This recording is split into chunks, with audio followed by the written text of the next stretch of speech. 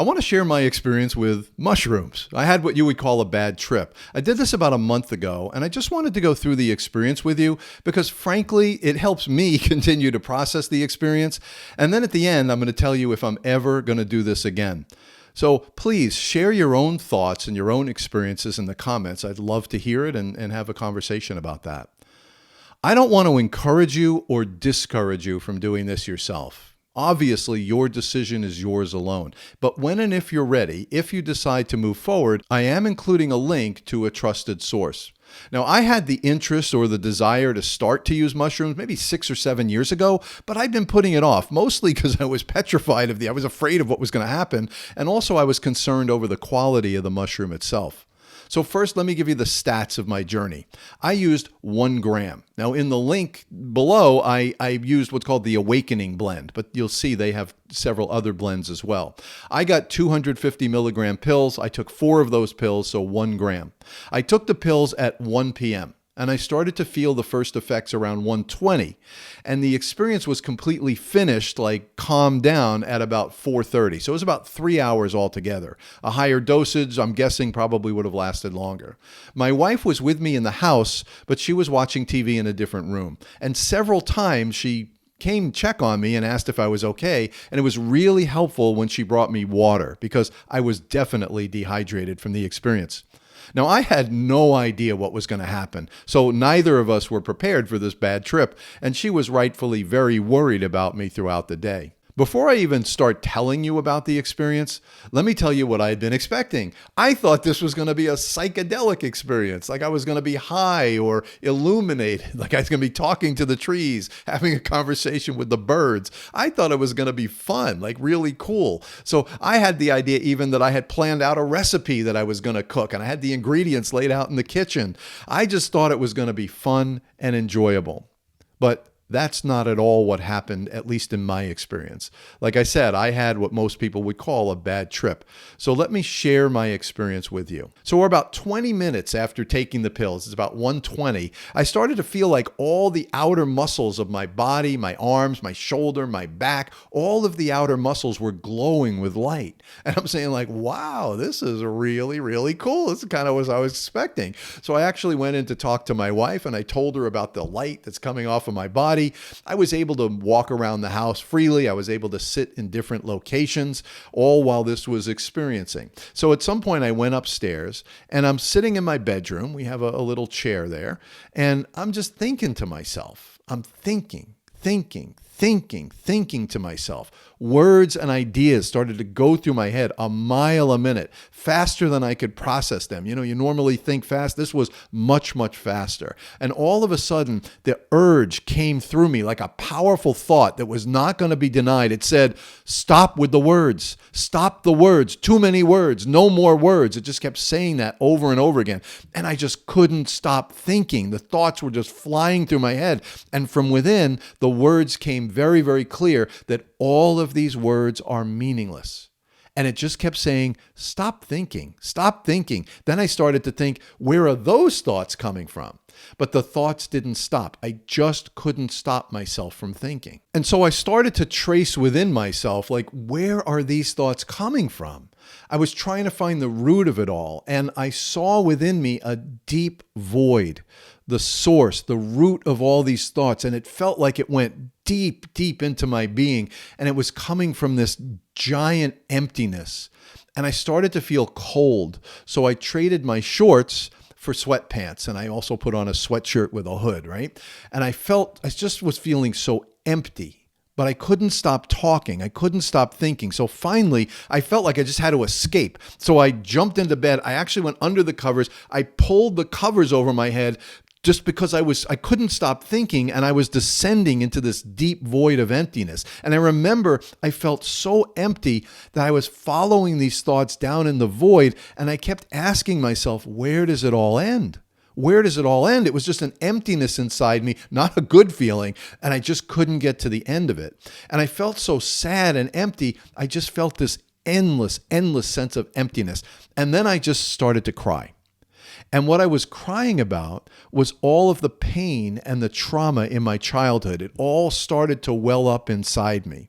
Now, I won't go into the details about my childhood, but I spent most of my days as a child alone, and I didn't get any real nurturing from either parent. So now in this experience, in this emptiness, in this anguish, I just started to cry for all the pain and the loneliness that I experienced in my childhood.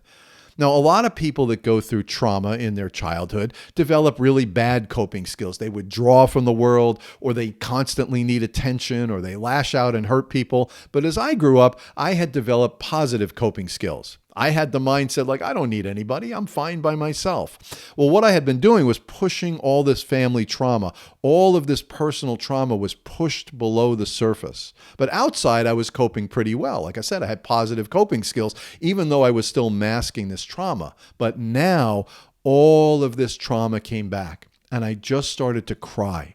And after about 15 minutes, there was a break in the crying. This was around 2 p.m. And I was aware of my surroundings. In fact, my wife had come upstairs and saw that I was in bed and that I had been crying. And I remember she asked me, like, what's the matter? Are you okay? What can I do? And all I could say to her was, just tell me that you love me. Just tell me that you love me. That's all I need to hear right now. Just tell me that you love me. Well, this welling of sadness continued, but at some point the sadness broke. I became clear and I was able to walk down the stairs, and I thought like, oh, okay, all right, I'm just going to go outside. I'm going to take a couple of deep breaths. I'm going to relax. So I brought my bow staff into the backyard, which is where I practice my bow staff. But as soon as I got outside, the moment I got outside, I had to put the bow staff up against the wall because I had to cry again. So I sat down and I just started sobbing, uncontrollably sobbing in my backyard. I'm talking my glasses off, snot running down my nose, drool coming out of my mouth, just sobbing and sobbing. And what was happening is I was reliving every day of my childhood. Every little flash of a memory just made me cry about how sad and lonely and unfair it all was. Even now I feel it. And I just kept saying, I was a good boy. I didn't deserve that. I didn't deserve that. And I actually started shouting. There was nobody there. I didn't deserve this. I didn't deserve to be treated that way. I deserve to be loved. I was a good boy. I deserve to be happy. Why did this happen to me?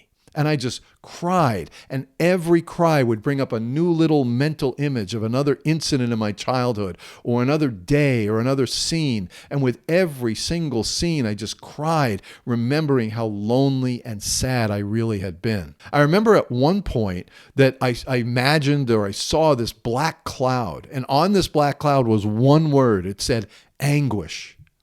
The long-term toll of my trauma, it just built and built. And that black cloud was representing all of my anguish. Everything was contained in that cloud. There were no words, just anguish and pain. And at one point, I just started to scream, ah, because there were no words that could express the depths of my hurt.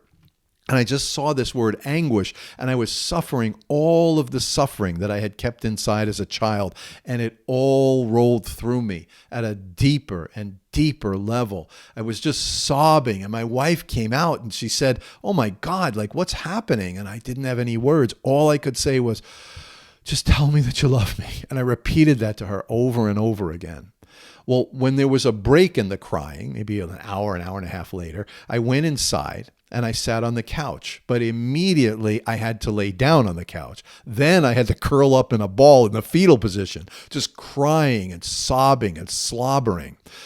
Finally, by about 4:30, the effects started to wear off. So it was really 3 hours of crying. And by 4:30, I was sitting on the couch with my wife. And we actually had a really good conversation, a deep conversation, like we hadn't had in many, many years. Maybe probably never had a conversation like this about my childhood and how much I really appreciated her and how much she meant to me and how, so I kind of got my head back together. And then like 45 minutes or an hour after that, like maybe 5:30, 6 o'clock, I had the composure and the strength to say, okay, I'm going to take the dog out for a walk. And I felt like my life was back to normal, but I still was processing.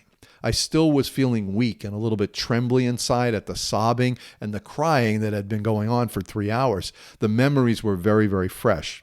And it was really good that I didn't run into any neighbors or have to have a conversation with anyone while I was walking the dog. The experience was so incredibly powerful. And as I began to analyze their words, right?